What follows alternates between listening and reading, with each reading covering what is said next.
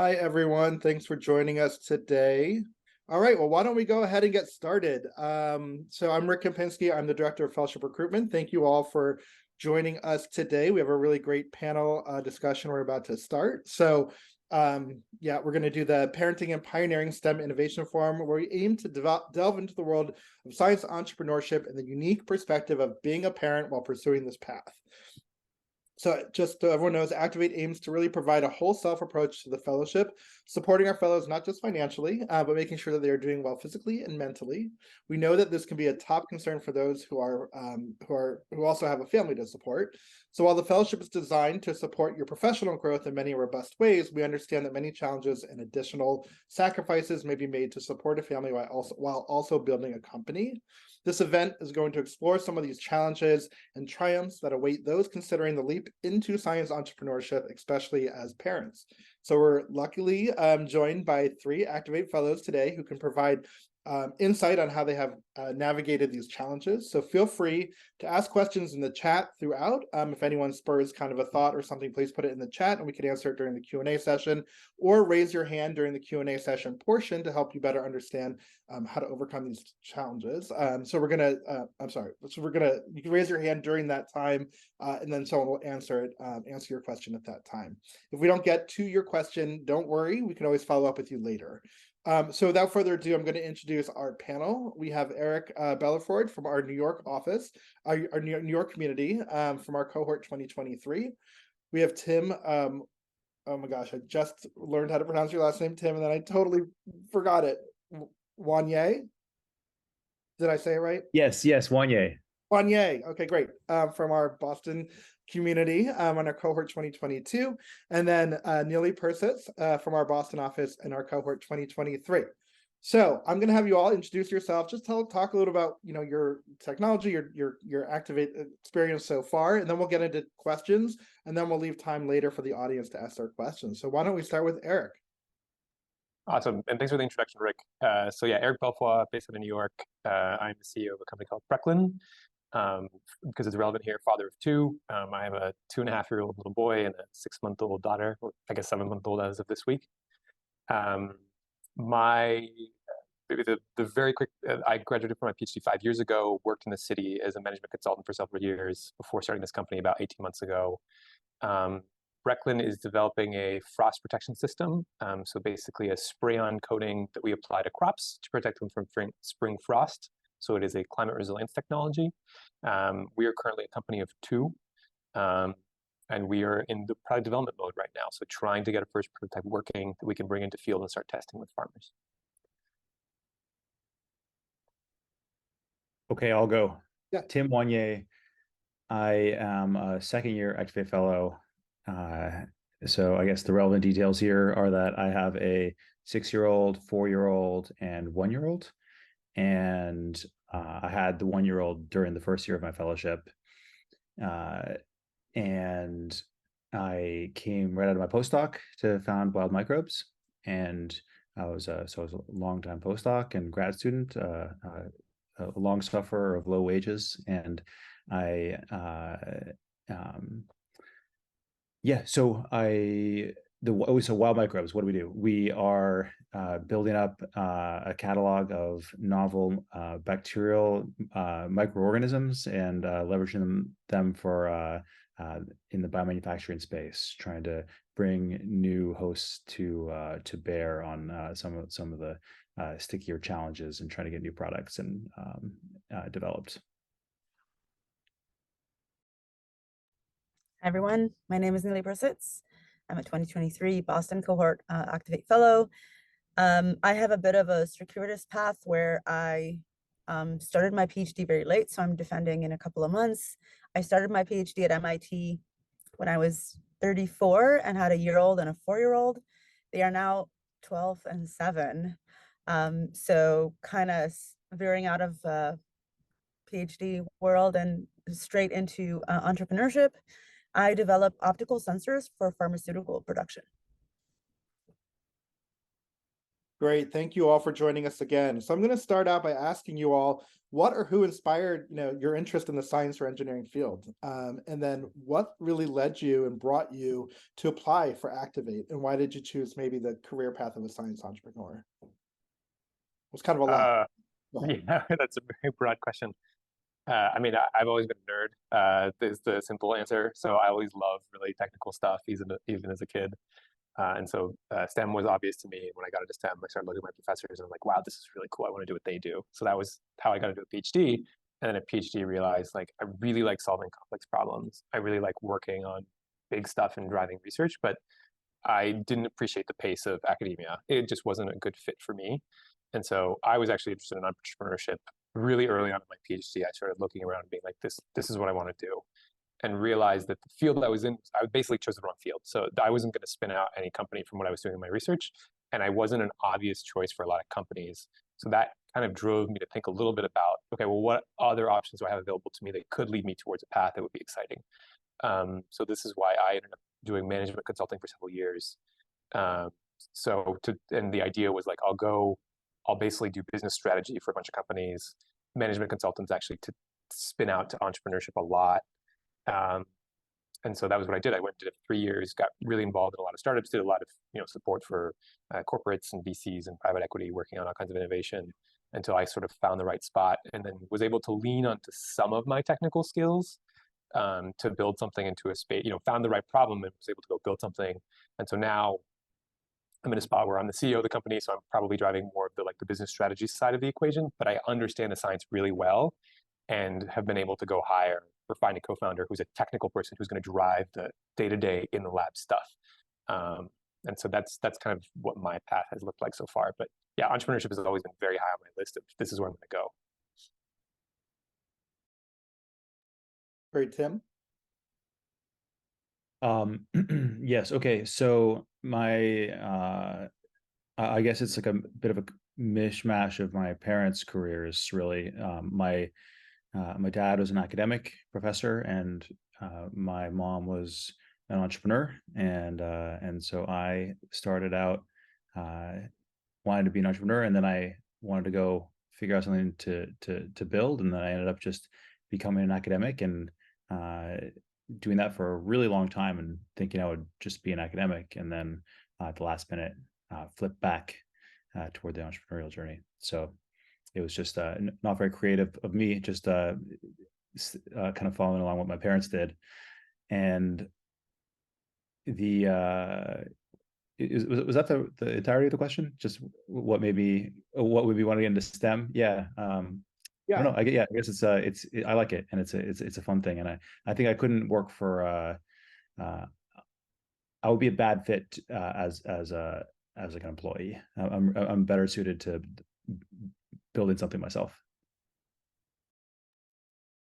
I like the endorsement that you like it. I think that's really great. Neely, over to you. I'm a very late bloomer. I was definitely not on the path for entrepreneurship. I worked in industry for 10 years, then decided to do a PhD, and didn't have entrepreneurship on my site at all until things started looking like really interesting research-wise, and it started kind of emerging. So I would say I'm kind of rolling with the punches here without a very clear path. I'm also a first generation academic. No one in my family has previously done a PhD. So when I started doing engineering, my parents were shocked. They're like accountants. So they're like, where's this coming from? And then when I quit my job and said I was going to do a PhD, we're like, isn't this a little late? And now when I'm starting a company, they're like, okay, sure. At this point, I think they've run out of things to say anyway. But it seems to be working out. Great. Thank you all for sharing your stories. I love it. I love hearing how you got on your journey. And I love that there's no traditional path, right? You just came to it at different ways. So I love that. So can you talk a little bit about how the Activate Fellowship has been able to support you in trying something new, knowing that you are also balancing a family at the same time? Yeah, so I would say that especially the case for hard tech, and especially these days where financing is a little bit harder to get. You need to really build a clear case for why something is worth investing into. And so oftentimes for hard tech, that requires that you actually have a little bit of experimentation done and actually have built like a basic prototype of some kind. And doing that, without a salary, especially with kids at home and all the rest of it, can be really challenging. So I think Activate is, it does a lot of things, but I think I described it to people as basically a glorified postdoc that teaches you how to become an entrepreneur rather than becoming an academic. And it gives you time. But that's the most important, I think, is it gives you time to actually sit down, to actually think about it, to like go talk to customers, to do those couple of experiments and show that like, hey, this is a really good example, or this is a really good case, such that by the time you're done, if you haven't already, you're in a really good position to go raise a first round of financing.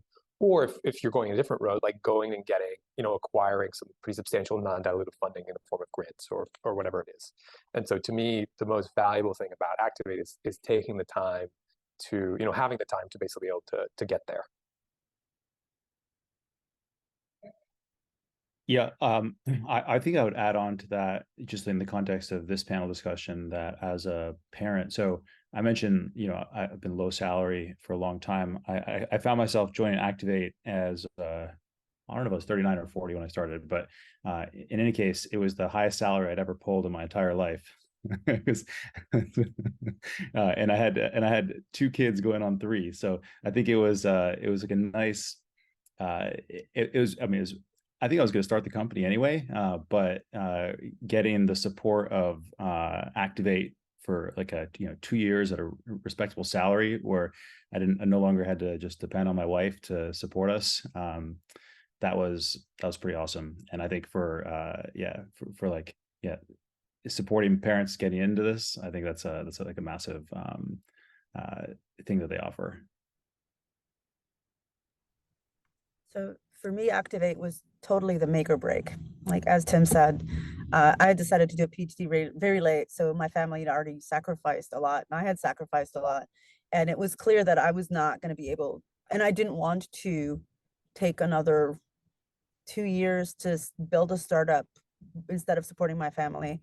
And so Activate was really the point for me where I was like, okay, I can really do this. I can really open this company, and it's completely in the realm of reason, and my family won't suffer, and I'll be able to do this. And I would honestly say, no matter how much I wanted to open the company anyway, when you have a family, that doesn't really matter. Like there's obligations, and those come first. And Activate is kind of the biggest opportunity I had to not risk too much and be able to really, really do this thing and get all the guidance.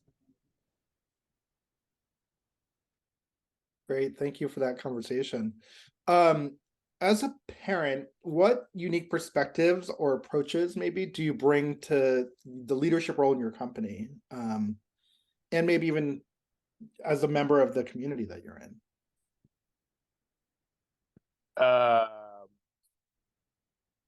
I think there's a much bigger focus on efficiency and like being really effective with your time. Like you just don't, when you become a parent, you can't be working every night. You can't be working on like weekends constantly, like just a bunch of little kids running around. And there's some like I won't speak for Tim or Nilly, but at least for me, like there is some flexibility where there's a couple moments, like I can think of a few months ago where we're trying to get an SBIR, and so I like crunched every night for several weeks to try to like crank through this fairly substantial and very important application for the company. So, yeah, you do need to push at some moments, but generally speaking, it's really about being very effective. And I think there is sometimes, especially coming out of Silicon Valley, especially the software, tech scene, there's this emphasis on like, you need to be working 90 hours a week constantly. And that's just not possible if you're a parent. Like you just can't do that. So I think early on, like my big focus with, especially with my co-founder too, who doesn't have kids right now, is like, we just need to be really effective with the time and not wasting our time on anything that is tangential. And so I think, there's a certain amount of maturity that you bring to a company that, I have a few friends who are a little bit younger who are doing more software stuff, and I hear them working like crazy hours all the time. And I'm like, but are you really focusing on the right thing? Like, are you actually going to get more out of having worked late at night for 4 days in a row? Like, I don't think so. So I think that's a lot of it is, to me, is just maturity. Tim or Neely, anything else to add to that? Your thoughts? I mean, I totally support everything Eric said. There's a lot of maturity and a lot of prioritizing that just happens because there's no other choice. At some point, you can't work 90 hours. It just doesn't, it isn't sustainable.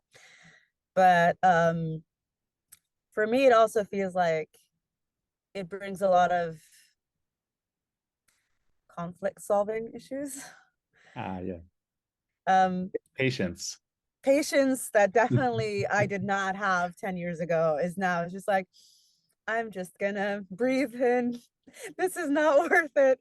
It will solve itself. That's the distance to walk away when you don't absolutely need to engage is definitely something I've that came with parenting. Yeah, I would actually add, I would add one other thing, which is that there's this funny thing with investors where probably the most attractive you are to an investor is early 30s because you tend to have at that stage, 10 years of experience. You've been around the block a few times. You know some stuff, but you're still young enough that you can drive really hard. And you have that hungry that maybe people, not to say that there aren't people who have that later in life, but on average, that's how people think about it. So there's a bit of a what's you're looking for right now, but anyway, that's kind of the angle people see it by. And I think if you show up and say, hey, I already have 2 kids, in a way, it's almost a breath of relief for investors because they know, oh, they have kids and they can do it because not everybody can.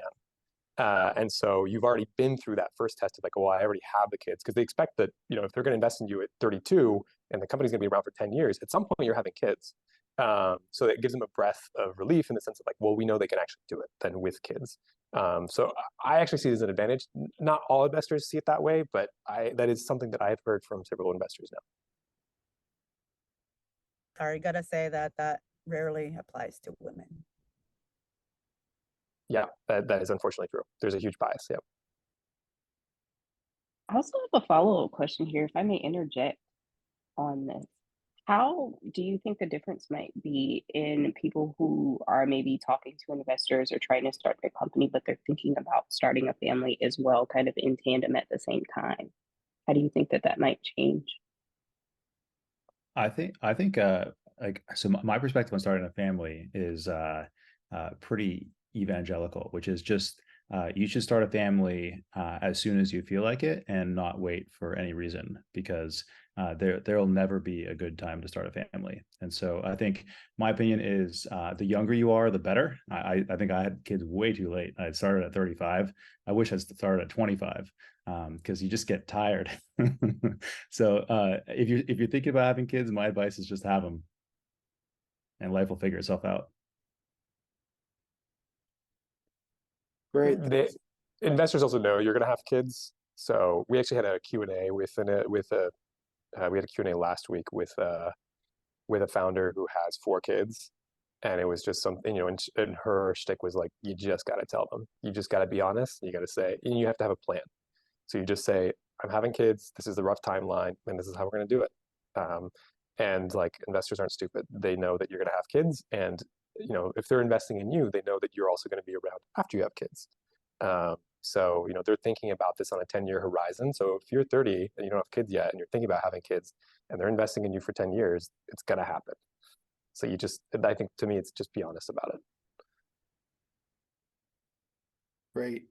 And I saw Yifei, I think you had your hand up. We're going to get to a Q&A session from the audience in a little bit, but I'm just going to finish up my questions and then open it up. Feel free to put it in the chat if you want as well, or you can just wait and I'll call it, you can raise your hand at the right time and we'll start that conversation in a little bit.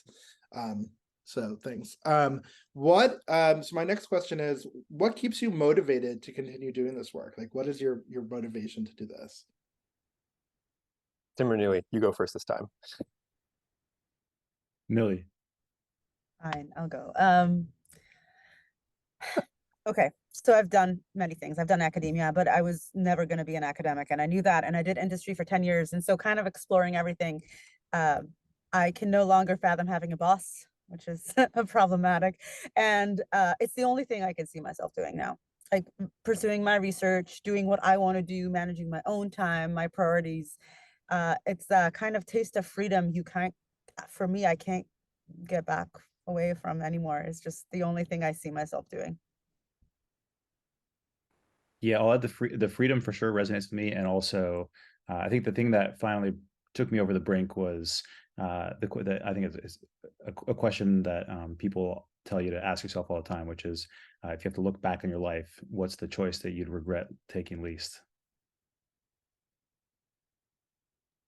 Yeah, I would mirror what they both have said. I don't know what else I would be doing, frankly. Like, I think it's taken me a long time to figure out what do I actually want to do in life, and so far this is the most fun I've had and the most enjoyable, and it's the thing that I feel really good about going and meeting with potential customers and talking about their problems and being like, all right, let's go move the needle. Let's figure out something to solve this problem because this is clearly a major issue.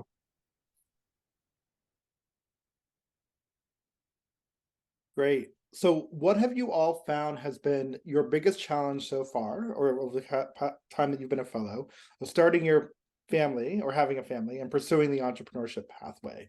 Like, how have you been able to overcome those challenges?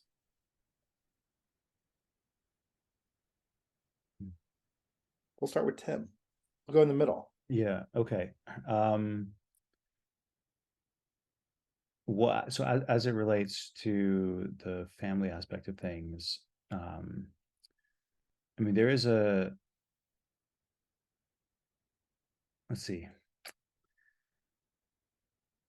So yeah, I guess going back to what Eric was saying earlier, there's a sort of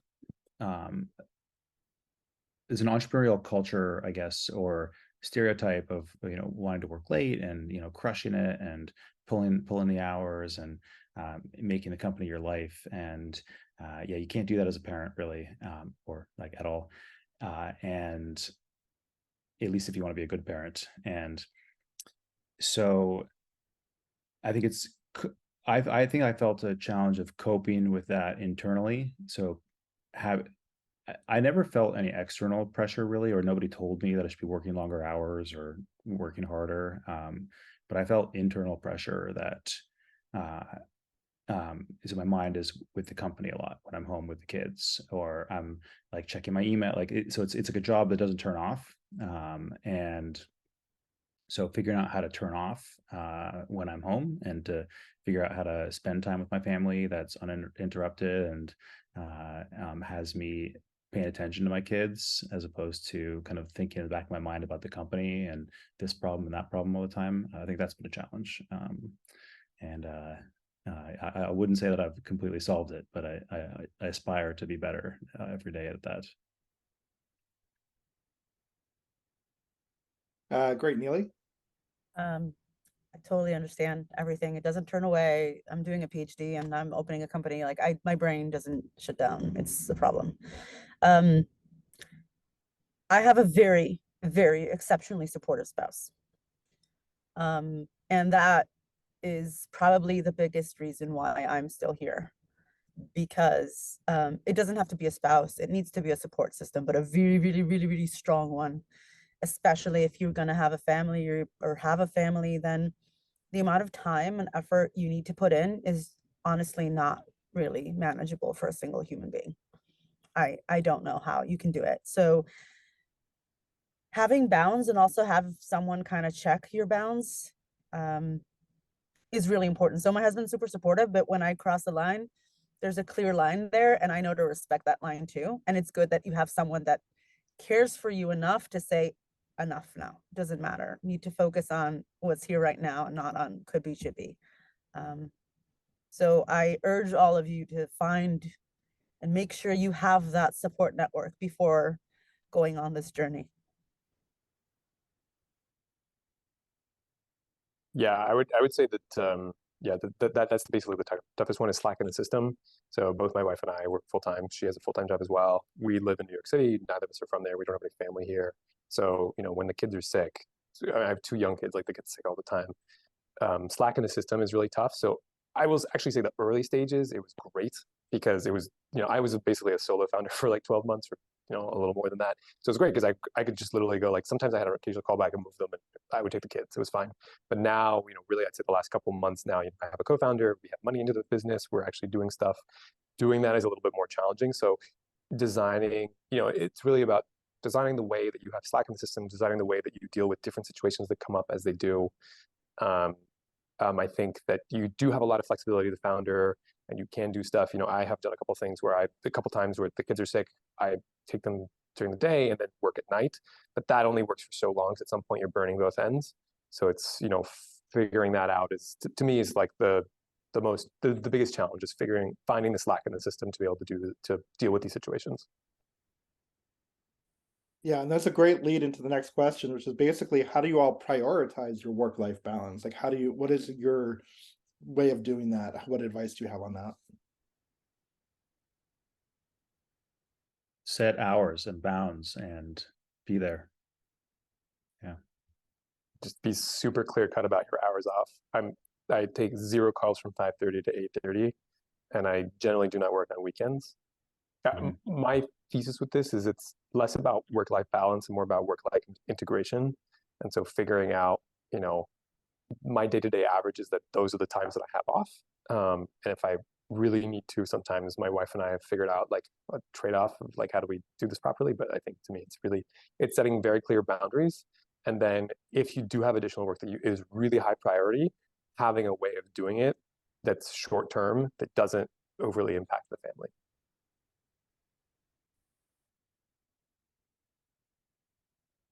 Great. And how has Activate specifically helped you all sort of achieve your goals so far? And especially like as you're balancing your role as a parent and a science entrepreneur, how's Activate been able to help you with that? Besides financially. Yeah, I think like the thing that I've enjoyed the most about Activate, it's been like a year and a half now in the fellowship, is I'd say far and away the community aspect of it. And so there is access to a network of founders, and you're going to find amongst that network founders facing all sorts of different circumstances, and you're going to be able to find founders to talk to that have gone through the same thing you're going through, whether that's being a parent or whatever else your circumstance happens to be. And so there's, I've known a number of other Activate founders. So one of my fellows, that's strange, but in Boston, we both had babies within like a few weeks of each other. It was his first, it was my third. And but yeah, it's there's going to be somebody to whether it's an alumni of the fellowship or an active fellow, there's just a community to talk with and find support. We say that that's true for parenting, but it also feels completely true for any other things. The fellows are kind of selected so to not cross path technically with, so we don't compete with each other, and so we can totally be there for one another, supportive, just truly there. A really high degree of an involvement and engagement in this community. It's not just we get our stipend and leave. There's a really high degree of caring, and I've sensed that throughout being there for almost 6 months now. It's really great. I feel like I didn't have that type of a community for a very long time, and it's reassuring to know that I have one. That's great. Okay, so obviously parenting children and founding a company cannot be an easy thing to do, essentially 24/7 constantly, I'm sure. So what resources or advice, just kind of to end here before I open it up to Q&A from the audience, just think about what resources or advice has helped you, and maybe you want to share with people that on helping you navigate sort of days and trying to fulfill both of those roles full time.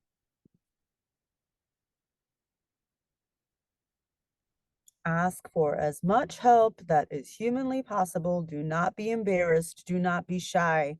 Ask for it. The worst case, you don't get it. You have nothing to lose. People will love to help you a lot of the times, even with small things. And as soon as you get over the barrier of what are they going to think of me, I asked for this much help, no one cares. Just ask for it. It will make your life easier. Food, babysitting, an hour walk, someone to help you clear your head, anything. Just use the people around you.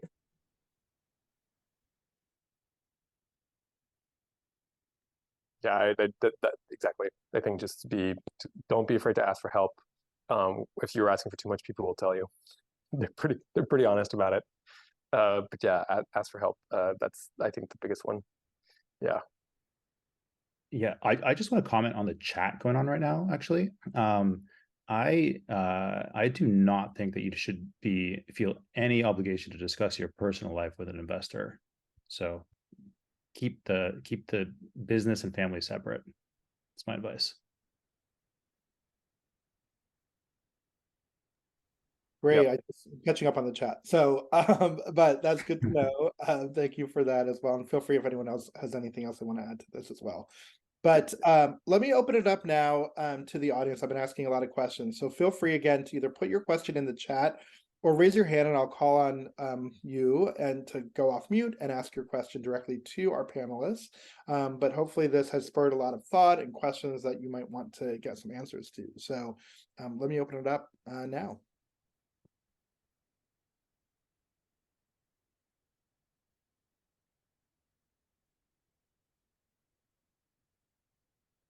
Great. Tim. Thanks so much for the intro so far. So I have a question about my situation, which is that I have a co-founder who is not a parent, but I have a parent. I am a parent and I have young kids. And I'm wondering if you have any advice on how to navigate this situation. I'm kind of in a situation, as Tim said, where I don't feel external pressure, but I'm always very much aware that there's an asymmetry here. And I would love your thoughts on how to best navigate that.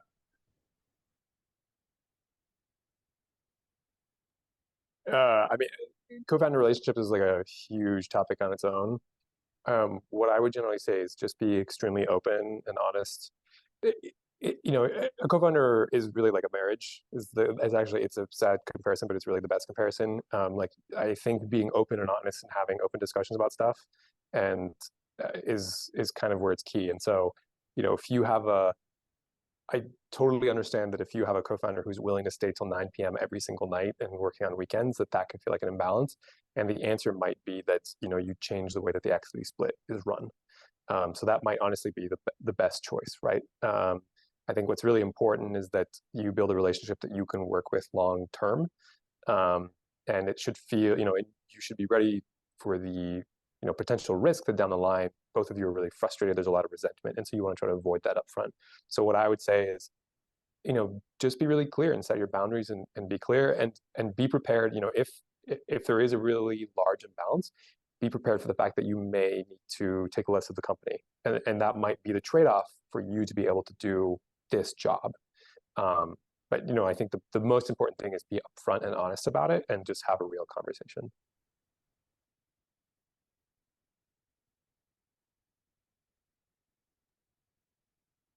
Yeah. So yeah, right. So I felt this pressure definitely, and I think like thankfully my co-founder, he doesn't. I mean, he's younger than me, and he doesn't have kids.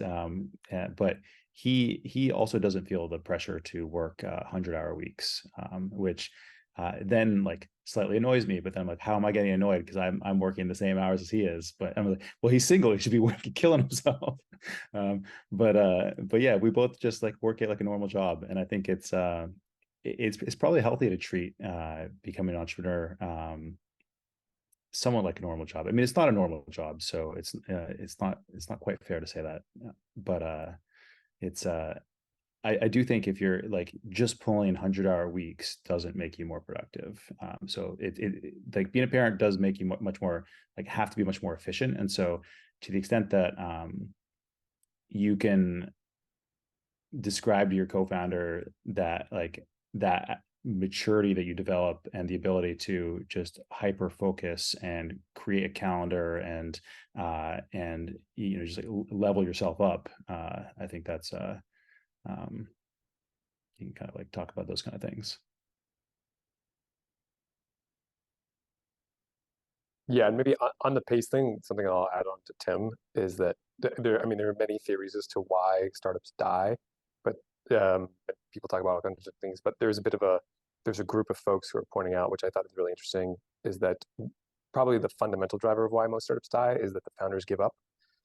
Because there are so many stories of founders who ran out of cash, were basically on the edge of bankruptcy, but managed to go get that last little bit of funding.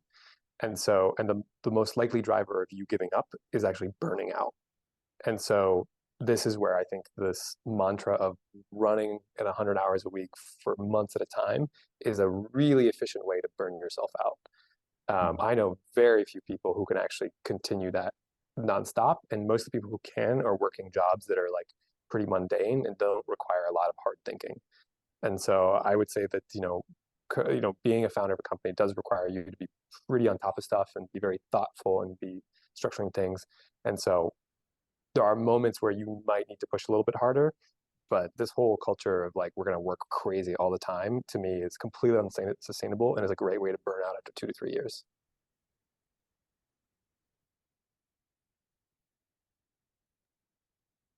Great. Any other questions from the audience?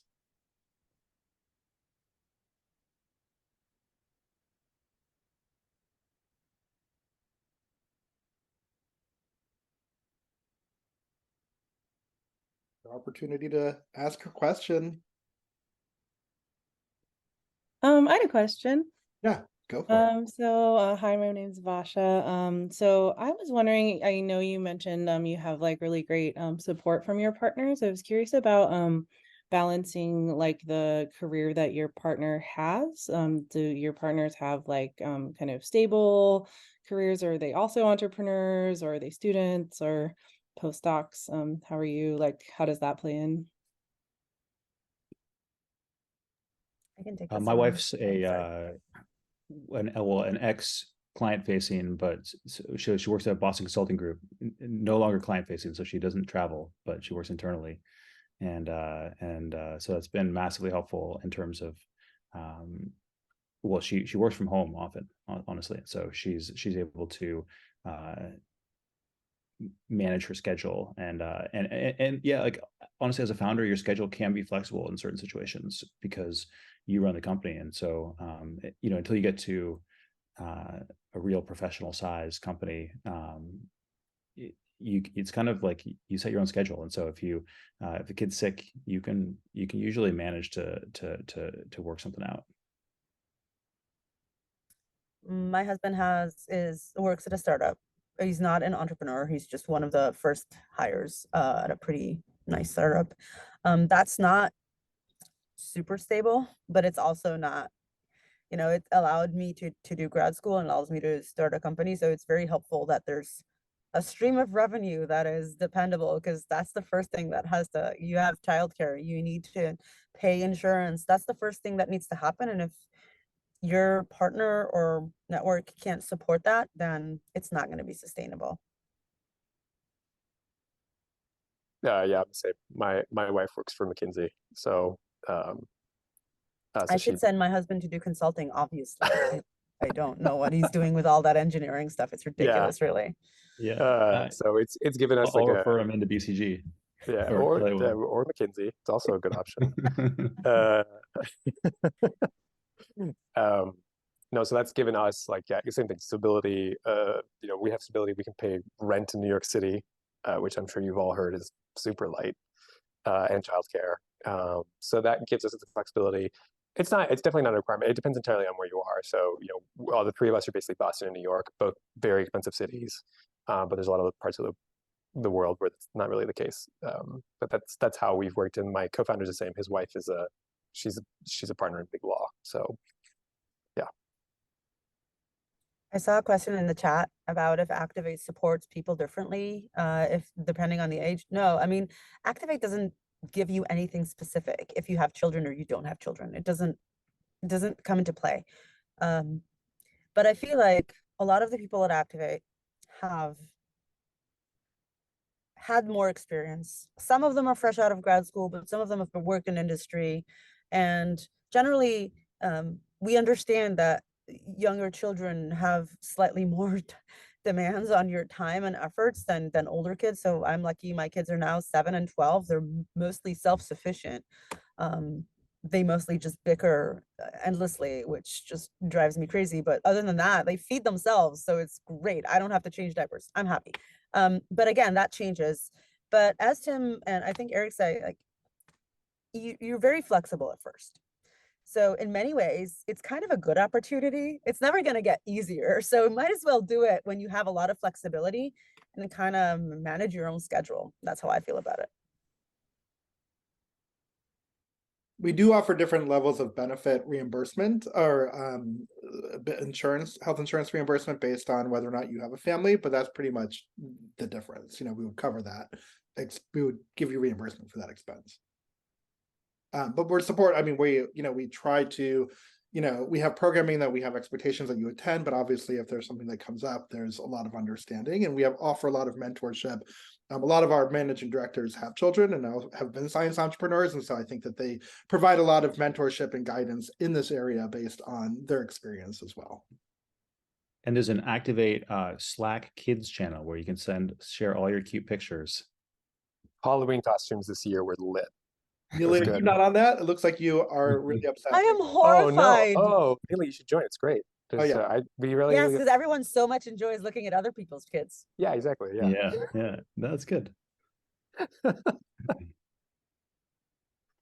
I had a question. So with being a parent or even just your job, like you said, there's always 1,001 things to do. And usually a lot of times it's just doing the absolute necessary, right? Of like, what do you need to get through for that day? But do you have any tools or advice on how to really kind of make sure you're prioritizing what needs to be done instead of just continuously reacting because you're just overloaded with the demands of both?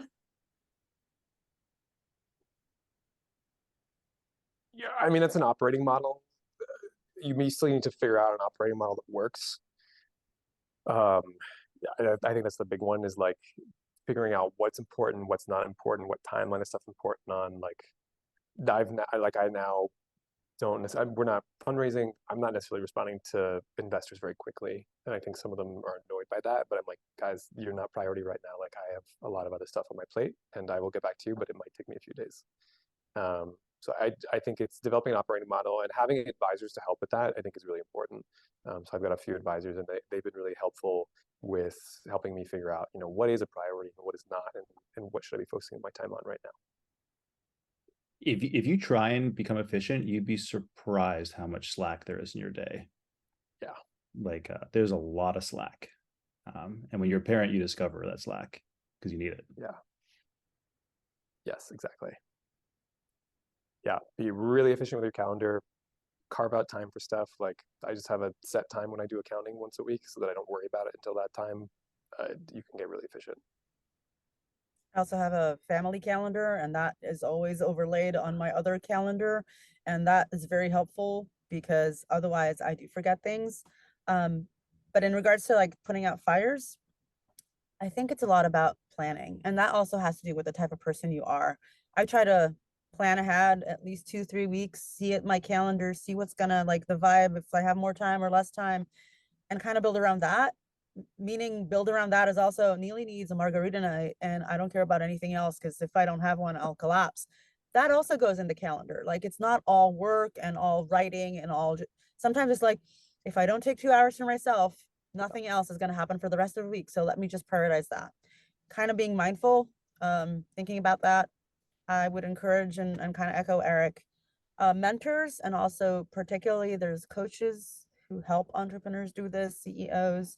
At first it's really expensive and it seems unworthy, but it gives you a lot of great tools. It doesn't mean you have to do it like for years. It's really great resources.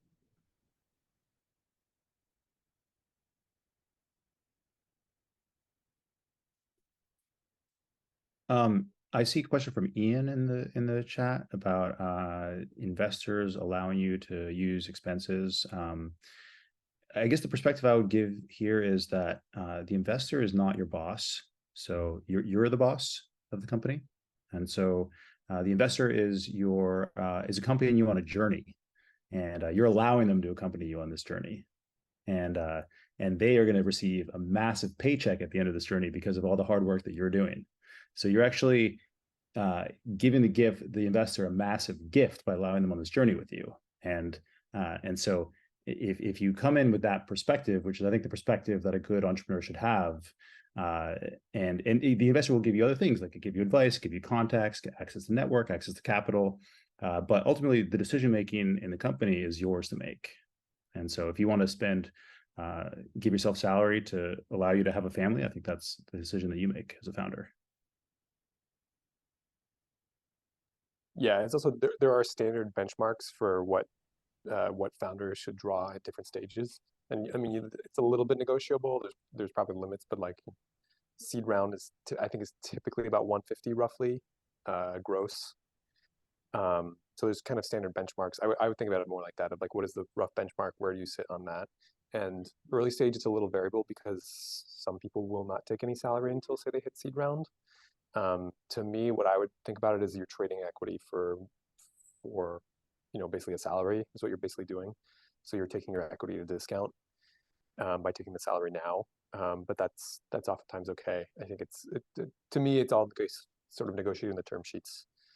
Sorry, it's not negotiating the term sheets. It's negotiated when you make the pitch to the company and say, this is what my budget looks like. This is how much I'm going to draw for myself as a founder of the company. And then some might react strongly to those. Others might say that's fine. And you kind of got to do it there. You also have to realize, I think, if you're not going to draw a salary and you're okay with that, that's great. But if you need to draw a salary to be able to focus on your work and actually drive the company forward, then you need to figure out what that number is, because otherwise it's not sustainable, whether you have kids or a partner or none of those. If you're constantly worried about making ends meet, that you're not doing your job properly, you're not focusing on what you need to be focusing on, that's something you need to have a clear understanding about. Yeah, and I think like if you're getting into the weeds on like your personal life or how much salary you need to support yourself as an investor, like that's a sign that you're talking to the wrong investor, I would say. Yeah, you should just give them a number and say, this is what I need to get paid. Done. Yeah.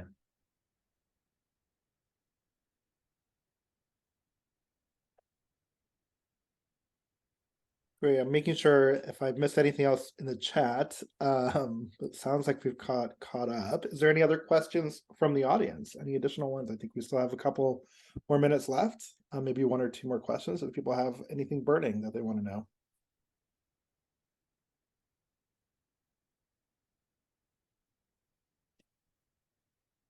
I'm curious what your best ways are to manage burnout, or like, as she mentioned, 2 hours for herself, but just other ways you all manage burnout from either parenting or job.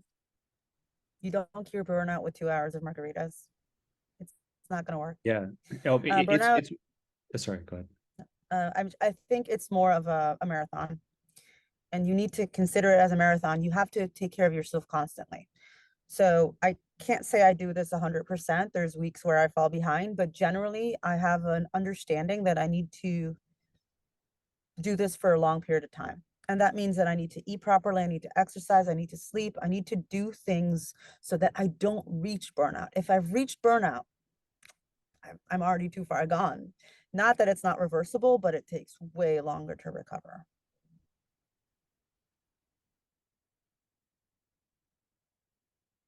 Yep, I would echo that. Take vacation time. Make sure you're not working crazy hours. Make sure you exercise, eat all the. Think of this as a long-term thing. Like you got to be thinking about 10 years. Do you want to be working the way you're working now for the next 10 years? And for short sprints, that's okay, but you got to think about it as a marathon.